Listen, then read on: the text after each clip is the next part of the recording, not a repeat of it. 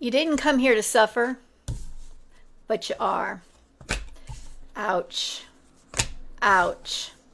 Ouch. You didn't come here to suffer, but you are. And maybe you're asking God, why do I keep getting left out? Why do people keep abandoning me? Why can't I just find a love that stays? You've had to walk away from too much in this life. You have had entirely too much loss.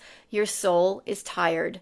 I'm going to try to get through this one without crying. I have a feeling that might not happen. I've been crying a lot lately. I've been having all of the feels lately. I don't know if it's the moon, what I'm doing energetically, but I am feeling everything so intensely, including the divine masculine.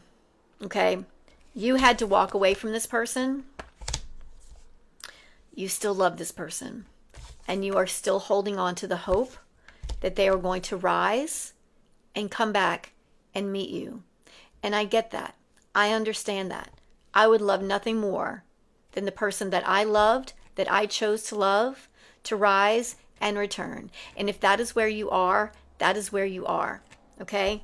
This is still where you are in this phase. And you're probably still in deep pain over this. But I am here to tell you, this connection, it can take a really long time to process out, because your level of empathy here, your level of sensitivity, it's not just your anxious attachment style, okay? Part of that anxious attachment style is your empathy.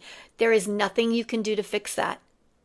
But you can accept how you are, and you can love how you are, and you can cultivate a level of awareness for how you are and how you attach, and come home to self. So the next time you meet somebody and you're tempted to fall in love, you have that awareness, and you can have that successful relationship.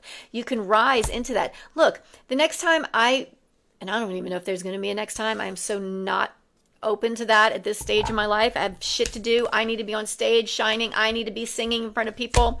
That's where my focus is, my purpose. However, the next time, and I'm sure there will be a next time, I meet someone that is interested, that maybe I find attractive, that conversation is going to be had off the bat. You know, I am an empath. I'm a mystic. I'm a clairvoyant. I see all of your bullshit. If you cannot stand in that light and be fully seen, have a nice one. And I probably would have that conversation. You know, when you love with all of your heart and all of your soul. And it takes a really long time to unimprint and detach your energy and your heart and your soul from that person. They are going to be sticky. Start accepting that this is just a part of your path. It happened. You're not going to go back and make it not happen. You can't rewrite the past. You kind of can, in a way. We do rewrite the past in my inner alchemy program, but in another way. Anyway, your consciousness is calling you to a higher place where this connection is concerned, okay? It is trying to get you out of this cycle of needing their presence in your life. You don't need their presence in your life. Spiritually, you already have their presence in your life. Spiritually, the two of you are already in a relationship. You are working in tandem for your spiritual growth and for theirs. Don't think for 2 seconds that divine masculine that you loved does not still love you. Do not think for 2 seconds that you do not occupy space in his psyche and in his heart and in his soul, because you do. He might have chosen somebody else. He might have chosen somebody below you. And granted, spiritually, we're not all below each other. But he chose somebody less bright than you.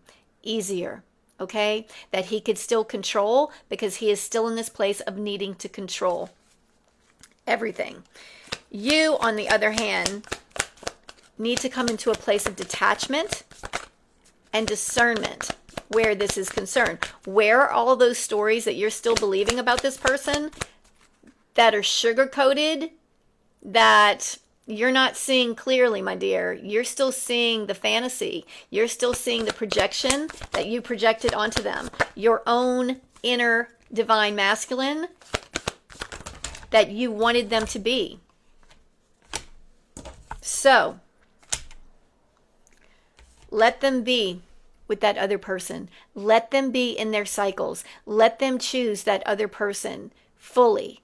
You need to choose yourself fully. You need to learn how to do this. You don't have all of the answers yet. You don't have all of the tools yet to be able to do this. Quite frankly, I'm not sure I do either. We're all work in progress. We're all kind of moving through this phase of consciousness together. I might be a few steps ahead of you. I might see things that you might not see. So come to my class tonight and be enlightened. Learn something new. Page of Swords is about being curious about what's going on, not judging it. You don't need to judge anything. You just need to flow, surrender, and let this flow into what it's going to be. Your soul is taking you in another direction here, okay? As long as you're staying stuck in an energetic loop with that person, you're not able to truly embrace what your higher power wants for you, what your soul wants for you. So ask it today, what do you want from me? Oh, it's going to say, I want you to go to Tereson's masterclass tonight, right? Go spend an hour and a half with me. It's going to be beautiful. I got to sneeze. Anyway, so I'm going to close on that. I love you. I thought this was going to be a little bit more deeper than it was, but that's what you needed to hear. All right. See you later. Love ya.